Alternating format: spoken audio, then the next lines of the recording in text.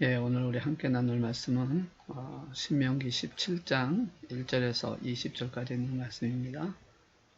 좀 길기 때문에 다 읽진 않고 14절에서 20절까지 있는 말씀 봉독하도록 하겠습니다.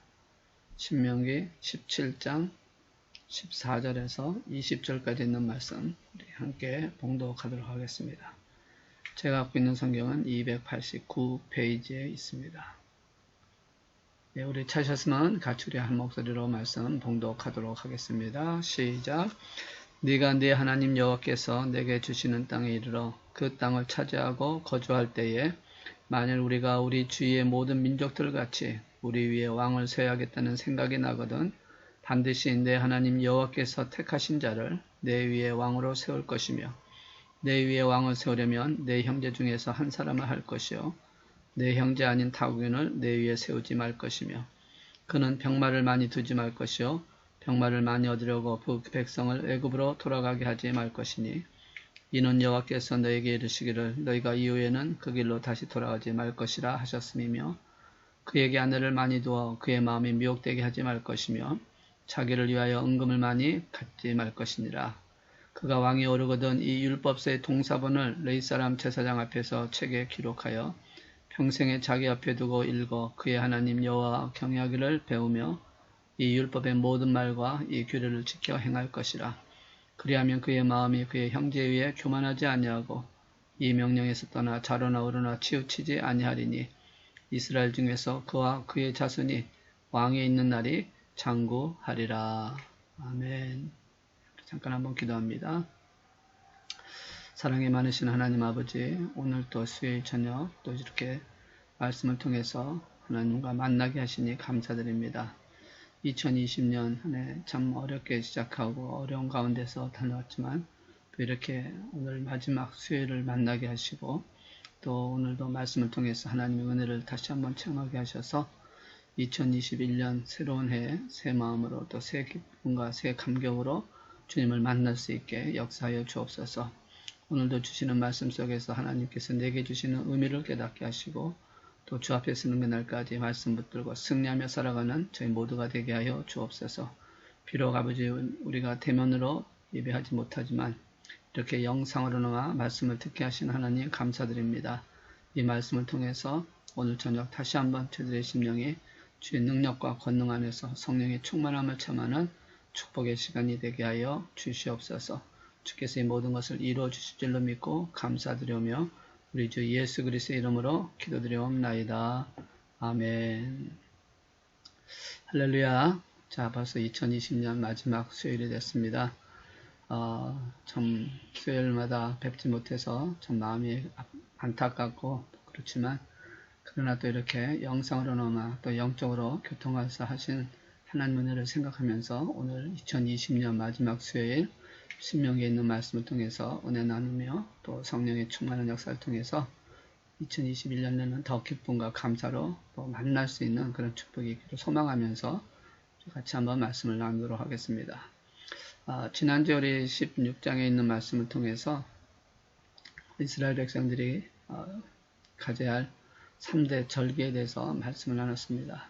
그래서 초막절, 77절, 6월절 이렇게 하나님께서 이 날을 절기를 지키시면서 1년에 3번은 꼭 하나님이 지정한 장소에 와서 제사를 지내라 라고 말씀하시면서 이 3가지 절기를 주셨습니다. 이 3가지 절기는 구원의 삶을 살아가는 우리 신앙인에게 주어지는 신앙의 과정이다 라고 볼 수가 있습니다. 6월절 다시 말해서 구원받은 사건, 예수님을 통해서 구원받는 사건을 통해서 구원받은 날을 기억하고 지키라는 말이고 또 77절, 백주절이나 오순절, 솔실절이라는 그런 의미를 갖고 있는 성령님의 역사하심을 통해서 성령님과 동행하는 자의 삶을 살아가는 자가 되어야 한다는 말씀을 우리에게 하고 있고 또 초막절, 또 장막절이라고도 하고 수장절이라고 하는 이 날은 바로 이제 마지막 때 주님을 만나게 된다고 하는 심판의 모습을 또 재림의 예수님을 설명하며 이날 꼭 우리가 만나야 된다라고 하는 그런 의미를 갖고 있습니다. 그래서 6월절에는 우리가 특별히 기억해야 할 것은 고난의 역사를 기억하고 하나님의 자녀로 구별되어진 삶을 살아야 된다는 것을 기억하고 그러면서 늘 순종과 감사함을 사는 것을 기억해야 된다라고 말씀을 하셨고 7.7절이나 이 맥주절 같은 기간에서는 하나님이 주신 은혜를 감사하면서 기뻐하면서 하나님 앞에 영광 돌리는 삶을 살아야 된다. 그래서 우리 신앙의 길에 늘 그런 삶을 살아가기 위해서 몸부림치는 저 여러분이 되어야 한다는 것입니다. 우리에게 무엇을 주셨습니까? 말씀을 주셨고 생명을 주셨고 또한 우리의 삶에 하나님을 주셨습니다.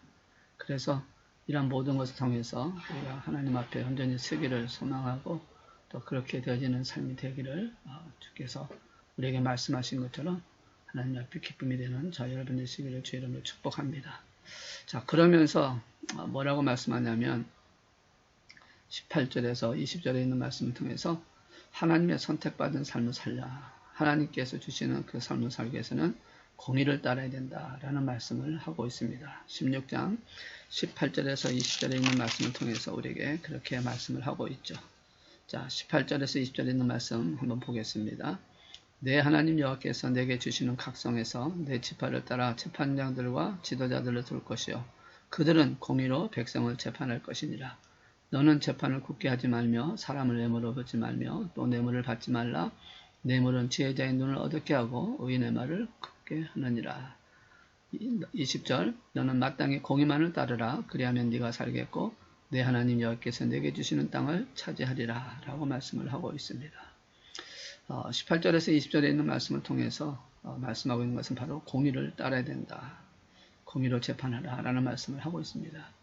이스라엘 백성들이 가나안 땅에 들어가면 이제 가나안 땅에 사는 족속들과 또 그들을 물리쳐서 그들을 이겨나가서 참된 하나님의 나라를 만들어가는 것이 되어야 되는데 그러지 못할 수가 있다는 것을 하나님은 아시고 그들에게 어떻게 또 하나님의 사람으로서 어떻게 살아야 되는지 공의에 대해서 선택받은 삶을 살기 위해서는 어떻게 살아야 되는지 말씀을 하고 있습니다.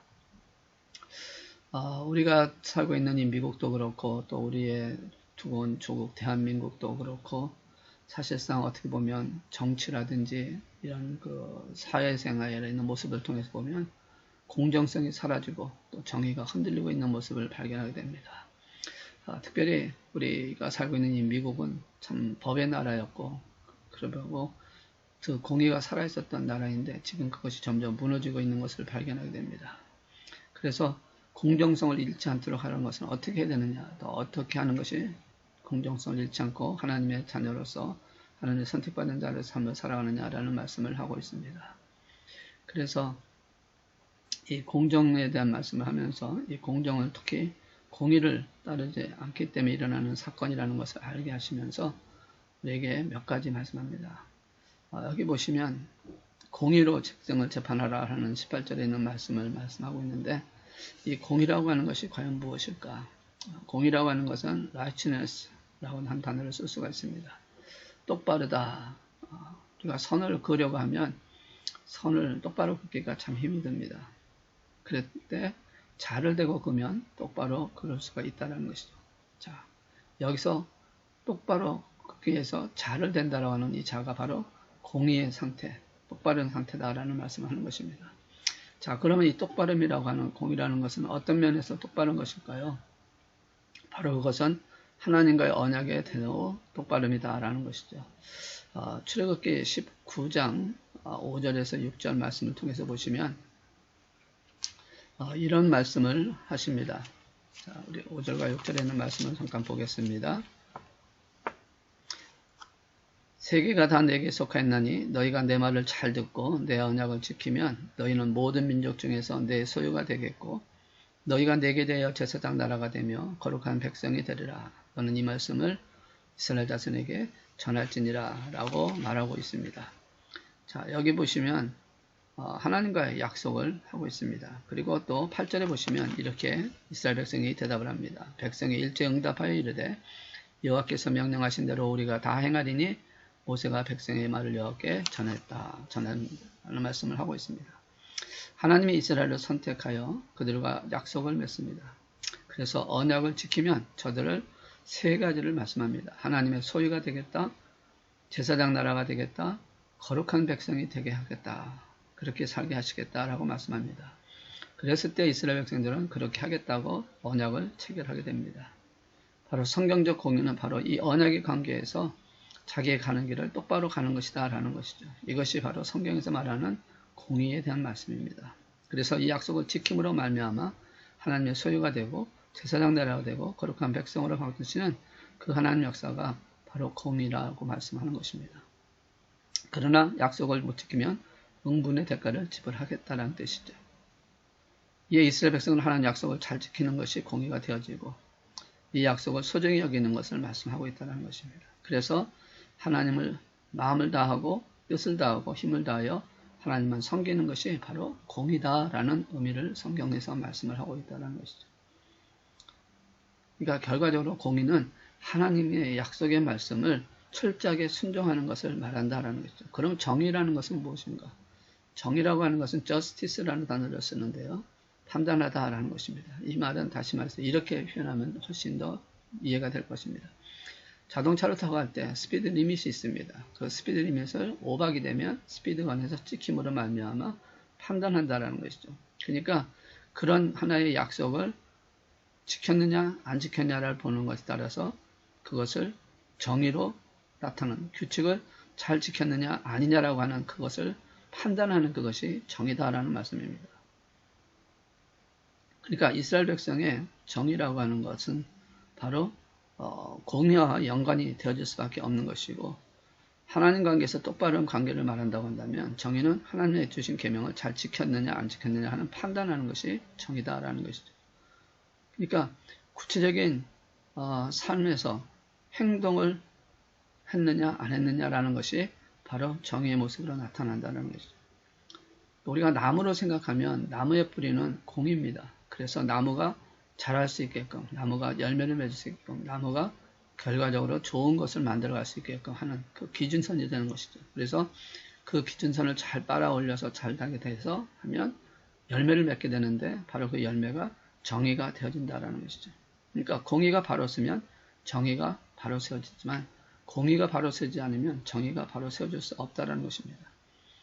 그러니까 하나님 말씀에 바로 서면 그리고 순종하면 정의는 저절로 세워진다는 것이죠. 그러나 말씀에 서지 못하면 계명 지키지 못함으로 인하여 결국 정의도 무너지게 되어 있다는 것입니다. 하나님 없는 하나님을 경외하지 않는 정의는 결국은 올바른 정의가 아니고 불의가 되어진다는 것이죠. 그런데 이스라엘 백성들은 어땠습니까? 하나님의 공의, 하나님의 기준, 하나님의 뜻에 대한 하나님의 명령에 대해서는 전혀 생각하지 않냐고 자신들이 만든 하나님의 율법에 대한 것을 지키냐 안 지키냐라고 하는 거기에만 더 관심을 가지고 있었기 때문에 결국 그들이 말하는 정의, 율법에 의거해서 하는 정의가 하나님의 공의가 없는 정의로 통해줌으로 말미암아 결과적으로는 법에 문제가 되어졌고 하나님 앞에 범죄한 역할을 만들어졌다고 말씀을 하고 있는 것입니다. 여러분, 법만 지키면 되는 것일까요? 그것은 물론 겉으로 봤을 때는 그것이 원하는 것이 되겠죠. 그것이 정의롭게 보여질 수 있습니다. 그러나 하나님이 원하시는 정의는 공의 안에서 이루어지는 정의를 말하는 것입니다. 하나님의 뜻이 무엇인지, 왜 하나님께서는 이러한 것을 약속하고 하나님께서는 이러한 말씀하셨는지 그 하나님의 뜻을 알지 못한 채 그 말 자체적인 법에 대한 것만 지키려고 한다면 그러니까 결국 뭡니까?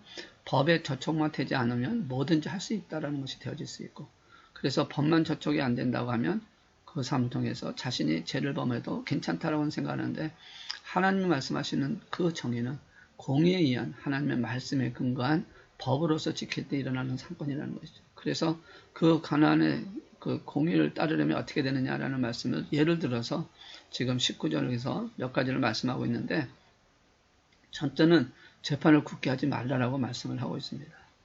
법을 왜곡되게 해석해서 공정하지 못하게 하는 것을 말한다는 것을 굳게 하지 말라. 하나님께서 말씀하신 것은 모든 사람이 다 똑같다라는 것이죠. 그런데 법의 근거 안에서 권력에 의해서 돈 있는 자의 힘으로 인하여 그것을 바꿔놓는 것이 되어진다는 것이죠. 그러니까 그 사법의 결국은 정의가 흔들리는 것을 말하고 있다는 것이죠. 이런 일이 왜 일어납니까? 바로 마음속 공의에 그것이 실족됐기 때문에 그렇다는 것이죠.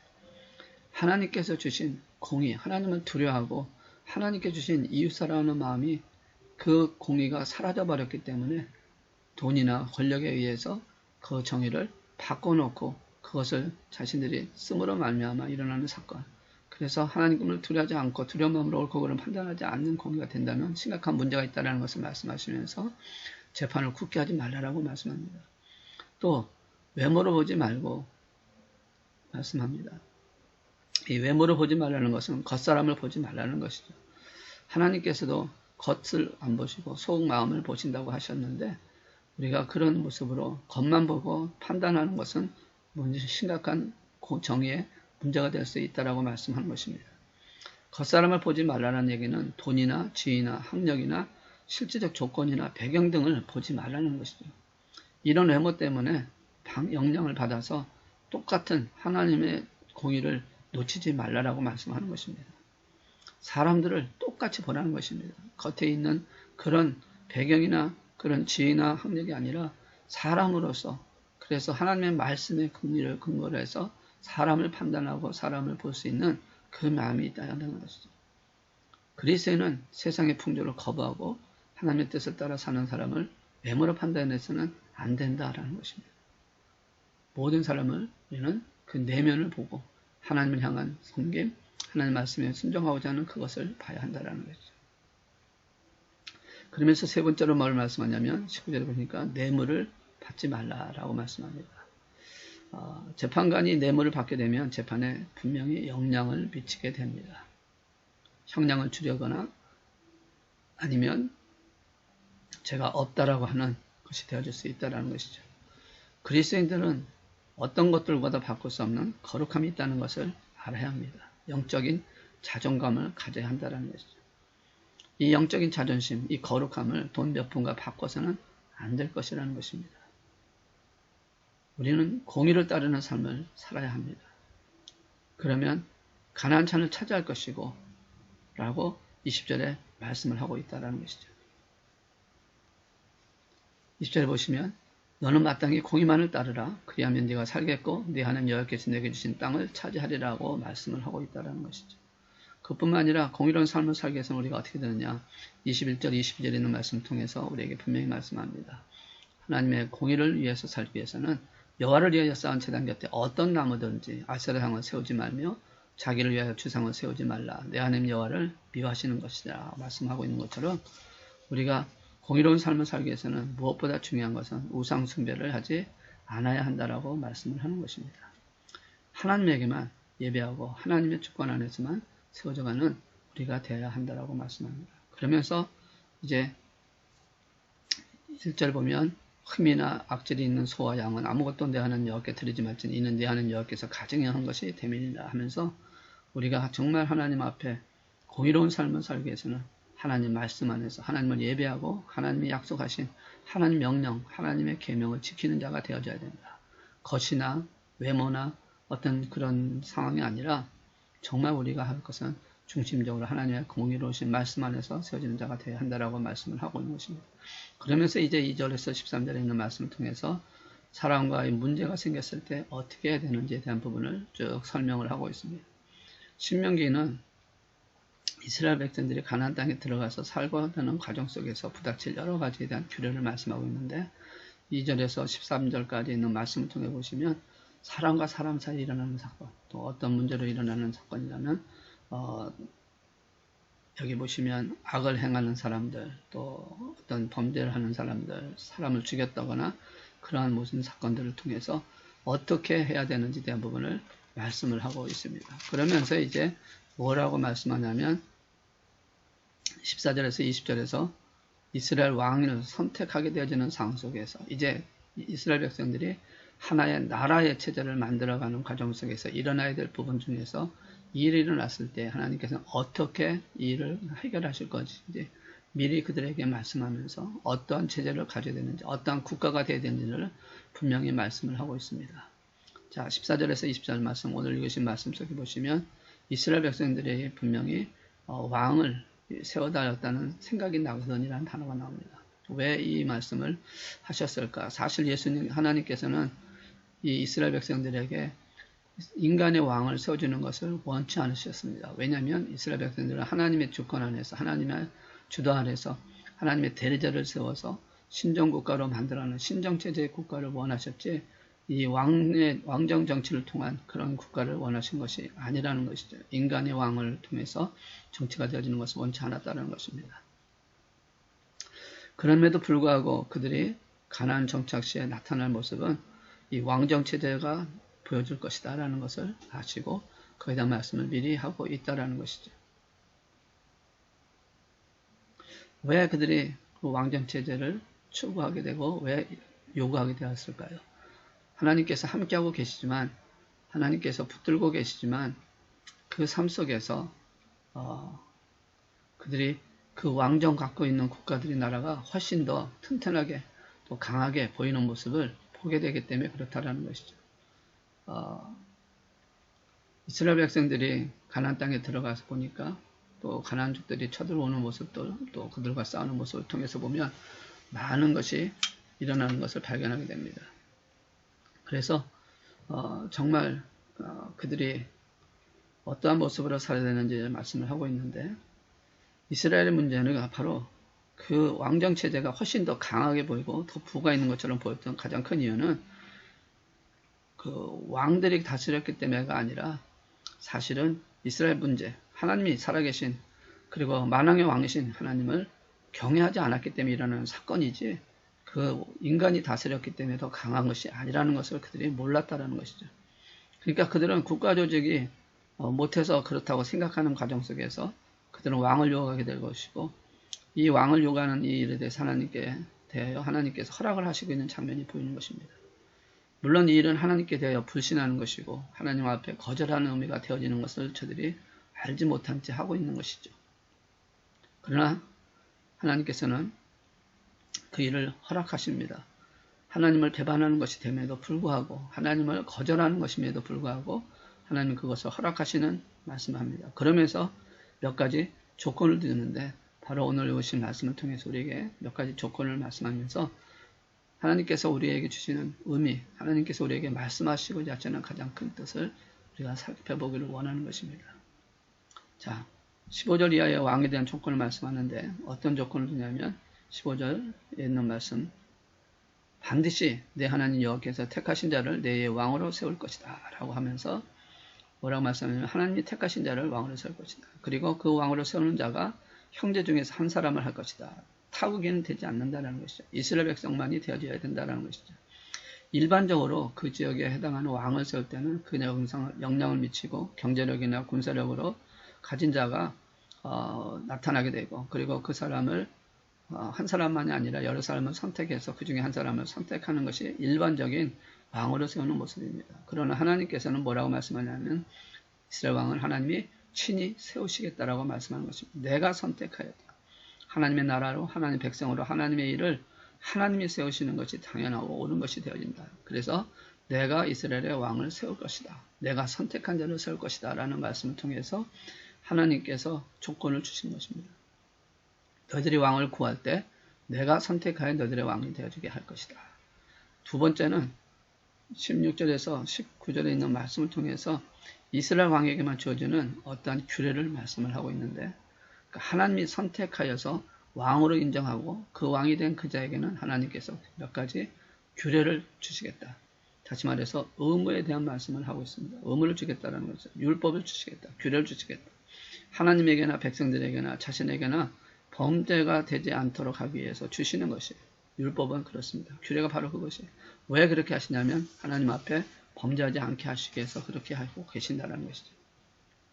자, 그래서 어떤 규례를 주냐면 첫째 16절에 있는 말씀을 통해서 보시면 그는 병마를 많이 두지 말고 병마를 많이 얻으려고 그 백성을 애굽에 돌아가게 하지 말라 라고 말씀합니다. 말을 많이 둠으로써 명예욕에 빠지지 말라라고 말씀합니다. 그것이 규례라는 것이죠. 왕이 되어질 때 그 왕이 선택되어지는 왕은 절대로 이것을 지켜라. 말이 많이 둠으로 인해서 명예욕에 빠지지 않도록 하라는 말씀하는 것입니다. 말이 많다는 것은 다시 말해서 무엇입니까? 사람들이 우러러본다는 것이죠. 백성들은 낮은 곳에 있고 자신은 높은 곳에 있다라고 생각을 하게 되어지고 그런 명예, 그런 자신에 대한 자랑을 할 수 있게 되어지는 삶이 되기 때문에 그런 것에 빠지지 않게 하기 위해서 말을 많이 두지 말라라고 말씀하는 것입니다. 또한 이것은 다른 의미로 말하면 전쟁에 대한 힘, 군대를 많이 가짐으로 인해서 나라의 이웃나라에 대한 경고, 그래서 그것을 통해서 내 나라를 지켜보겠다라고 하는 그런 인간적인 방법에 대한 말씀을 하고 있는 것이기 때문에 하나님께서 선택한 이스라엘 백성의 나라의 왕은 그러지 말라는 것이죠. 세상적인 왕과 달라야 한다는 말씀을 하는 것입니다. 하나님을 의지하기보다는 말의 힘을 더 의지하고 혹 전쟁에 이기려는 자신을 이겼다고 하는 그런 명예욕이나 그런 잘못된 인본적인 상황을 차단해 막기 위해서 하나님께서는 그런 규례를 말씀하시는 것입니다. 내가 왕을 선택하지만 그 왕을 선택한 그자는 말을 많이 두지 말라. 이 모든 일은 하나님이 하신다. 너는 대리자다. 라고 하는 말씀을 의미를 갖고 있는 것이죠. 두 번째는 17절에 있는 말씀 보니까 그에게 아내를 많이 두어 그의 마음이 미혹되게 하지 말 것이며 자기를 위해 은금을 많이 쌓지 말 것이니라 라고 말씀을 합니다. 그러니까 17절에 보면 두 가지를 말씀하고 있는데 아내를 많이 두지 말고 그 다음에 부귀를 갖지 말라라고 말씀합니다. 부귀를 자랑하지 말라라고 말씀하고 있는 것이죠. 아내를 많이 두는 이유의 첫 번째는 무엇일까요? 왜 아내를 많이 두었을까요? 이것은 여러 가지 의미가 있겠지만 첫째는 이런 의미를 갖고 있습니다. 자신의 후사를 이어 자손을 얻기 위해서 하는 것이다. 근데 이것은 잘못된 것이라는 것이죠. 왜냐하면 이스라엘 왕은 누가 세웁니까? 하나님이 세우시는 것입니다. 그런 어떤 체계적으로 어떤 왕의 자손이 왕이 되는 것이 아니라 하나님이 세우신다는 것이죠. 물론 그 가운데 하나님이 세우셔서 왕이 될 수도 있지만 이 전적으로 하나님의 권위에 맡겨야 된다는 것이죠. 그런데 그런 것을 자신 스스로 왕위를 물려주겠다고 하는 개념을 갖고 예언을 많이 두는 그런 걸 통해서 한다라고 하는 것은 심각한 문제를 담을 수 있다는 것입니다. 그렇기 때문에 많이 두지 말라라고 말씀하고 있고 또 하나는 주변 국가의 군사적 안정을 위해 삼는 방편이라는 것이죠. 그러니까 서로 전쟁하지 않는 평화적을 맺기 위해서 상대방과의 그런 정략상 결혼제도, 그래서 결혼을 함으로 인해서 서로의 사돈 관계를 만들어 침략하지 않겠다는 그런 방법을 말하고 있는데 이 역시 잘못됐다는 것이죠. 하나님께서 원하시는 것은 하나님이 막으시고 하나님이 주장하시는 것이지 사람이 입으로나 어떤 저런 제도나 이런 것이 아니라는 것이죠. 아무리 사람이 많고 군대가 많고 많은 일이 있고 그런 그 제도를 통해서 한달지라도 하나님께서 허락하시지 아니하시면 그것은 이루어질 수 없고 싸움이 나고 전쟁이 날 수밖에 없다는 것입니다. 그러나 반대로 하나님께서 아무리 사람이 없고 적히는 병사가 없다 할지라도 하나님께서 막으시면 아무도 들어올 수 없다는 것을 말씀하고 있죠. 그래서 하나님께서 지켜주시고 하나님이 하신다는 것을 알게 하라는 것이죠. 이스라엘의 방어벽은 오직 하나님만이 하신다. 다른 자가 아니라는 것을 깨닫게 하시기 위해서 아내를 두지 말라고 말씀합니다. 그럼 왜 아내를 많이 둡니까? 결국은 자신의 향락, 자신의 쾌락 때문에 그렇게 두는 것이라고 볼 수가 있습니다. 그래서 자기를 자랑하려는 마음에서 나오는 것이죠. 여러분 솔로몬을 통해서 그 사건을 보지 않습니까? 솔로몬이 1000명의 첩을 가졌습니다. 얼마나 자신의 부를 나타냈습니까? 얼마나 자신의 자랑을 나타냈습니까? 정보와 외국 다른 나라의 관계 속에서 전쟁을 펴가는 인간적인 방법인 정략적인 결혼을 얼마나 많이 했습니까? 그러나 결국 어떤 결과가 가져왔습니까? 우상숭배하여 나라가 둘러 나눠지는 결국은 몰락하는 그런 모습을 우리에게 보여주고 있다는 것이죠. 또한 부귀를 자랑하지 말라고 말씀합니다. 은금을 많이 쌓아두지 말라고 말씀합니다. 자기를 위하여. 어느 정도의 재산은 하나님이 허락하셨습니다. 그러나 그것을 자신의 자랑을 위해서 쌓아두는 것은 심각한 문제가 되어줄 수 있다라고 말씀하고 있다는 것이죠. 어느 정도 재물 축적. 이것은 백성들을 궁핍하게 하시는 길이다. 그래서 그것을 막으라고 말씀합니다. 자, 그 다음 세 번째는 18절에 뭐라고 말씀하냐면 그가 왕에 오르거든 이 율법서의 동사본을 레위 사람 제사장 앞에서 책에 기록하여 라고 하는 말씀이 나옵니다. 이것은 이제 지금 말로 하면 필사라고 하는데 말씀을 기록을 하는 것이죠. 율법이 삶과 치료함의 기본이 되어야 한다는 것을 말씀합니다. 그래서 왕이 되면 제일 먼저 해야 하는 것이 바로 무엇이냐? 바로 율법을 필사하는 것이다. 신명기에 있는 말씀만을 필사하는 것이 아니라 모세오경을 필사하는 것이다 라고 그렇게 얘기하는 분이 있는데 어떤 것이든 간에 여러분 필사하는 것이 결코 쉬운 일이 아닙니다. 우리 성도님 가운데도 필사하신 분이 계시는 걸로 알고 있습니다. 창세기부터 계시록까지 계속해서 글을 쓰시는 분이 계십니다. 얼마나 그럴까요?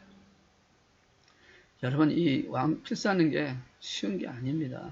왕이 되면 특별히 또 직분을 갖고 있고 어떤 지혜가 있으면요 이게 쉬운 것이 아닙니다. 왕이 될 할 일이 얼마나 많겠습니까? 그러나 하나님께서 말씀하시기를 왕이 되기 전려면 무엇보다 가장 중요한 것은 성경 필사가 최우선이다라고 말씀합니다. 왜 그렇게 말씀하실까요? 다시 말하면 하나님을 경외하고 말씀과 율법의 정의를 깨닫고 제사나 그 다음에 생활이나 민법들을 알게 하셔서 그걸 통해서 하나님의 주시는 말씀 안에 잘 가르치고 이끌어가는 지도자의 삶을 살게 하시기 위해서 그렇게 하신다는 것이죠. 그래서 그 필사를 통해서 하나님을 경외하는 것, 그리고 말씀의 율법의 정의를 깨달아서 성령의 은혜 가운데 아름답게 나라를 이끌어갈 수 있게 할 수 있다는 것이죠. 그래서 글 쓴 걸 어떻게 말합니까? 거기 보시면 19절에 평생에 자기 앞에 두고 읽어 그의 하나님 여호와를 경외하기를 배우며 이 율법의 모든 말과 이 귀를 지켜 행할 것이라고 말씀하면서 이 역사를 통해서 하나님께서 이 말씀을 적음으로 말미암아 매일 하나님을 만나고 하나님의 뜻을 알아 지혜와 지식을 얻어 양심과 생명의 만나로 살아가게 하시고 한 하나님의 계획이다라는 것입니다. 하나님이 왕으로 세우셨다면서 이렇게 말씀한 것이 과연 무엇을 말하는 것일까? 오늘 이제 우리에게 주시는 말씀의 교훈은 바로 이 말씀은 왕은 하나님의 대리자여야 한다는 것을 말씀합니다. 그래서 철저하게 하나님 말씀 안에 서야 된다라고 말씀하는 것입니다. 보통 왕으로 세워지게 하면 그에 대한 권리가 있습니다. 무엇을 할 수 있는 힘을 주십니다. 그런데 하나님은 철저하게 권리에 대한 말씀을 하나도 아니하고 의무에 대해서만 말씀을 하고 있다는 것이죠. 다시 말해서 우리 믿는 자에게 주시는 하나님의 교훈이 바로 권리보다 의무가 우선이 되어야 한다는 것을 말씀하는 것입니다. 예수님을 보시기 바랍니다. 예수님은 자신이 갖고 계신 모든 권리, 자신을 위해서 쓰지 않으셨습니다. 하실 수 있음에도 불구하고 하지 않았습니다. 오직 하나님께서 주신 그 사명을 맡기 위해서 그 의무에 의해서 낮아지고 비참해지고 죽음에까지 복종하셨던 예수 그리스도를 우리에게 보여줄 수 있습니다. 권리를 사용할 수 있었지만 하나님이시기에 하나님의 뜻을 이루시기 위해서 자신이 갖고 있는 권리를 사용할 수 있었지만 그는 자신의 의무에만 충성했던 말씀을 하고 있습니다. 오늘 우리에게 주어진 이 상황 속에서 내가 가져야 할 의무가 무엇인지 그리고 내가 하나님 앞에 드려야 할 의무가 무엇인지를 찾아서 하나님이 기뻐하는 성도의 삶을 살아가는 저 여러분 되시기를 주의 이름으로 축원합니다.